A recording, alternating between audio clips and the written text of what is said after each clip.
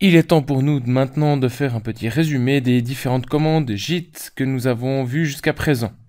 Alors il y a tout d'abord la commande git init qu'il faut exécuter dans le dossier racine de notre projet.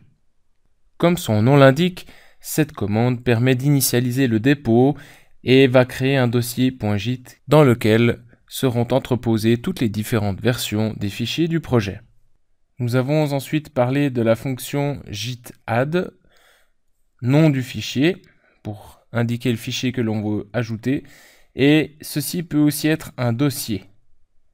En particulier, si on fait git-add point, eh bien on ajoute tous les fichiers qui se trouvent dans le projet, tous les nouveaux fichiers, toutes les modifications qui sont effectuées dans le projet depuis le dernier ajout. Nous avons ensuite discuté de la commande git commit. Donc cette commande git commit va valider les changements présents actuellement dans la zone de transit et créer une nouvelle étape du projet contenant ces modifications. Git push permet de pousser les commits du dépôt local vers le dépôt distant, qui est le dépôt central, situé et hébergé en général sur GitHub ou sur Bitbucket.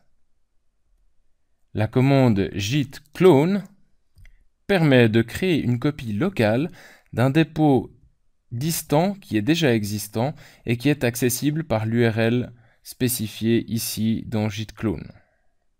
Et finalement, nous n'avons fait que de l'évoquer, git pull qui permet de rapatrier depuis le dépôt central toutes les modifications qui ont été faites depuis la dernière synchronisation avec le dépôt central.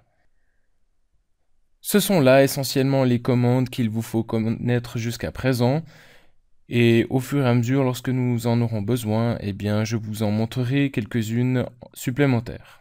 Voilà, j'en ai maintenant fini avec la théorie, et il ne vous reste plus qu'à passer à la pratique.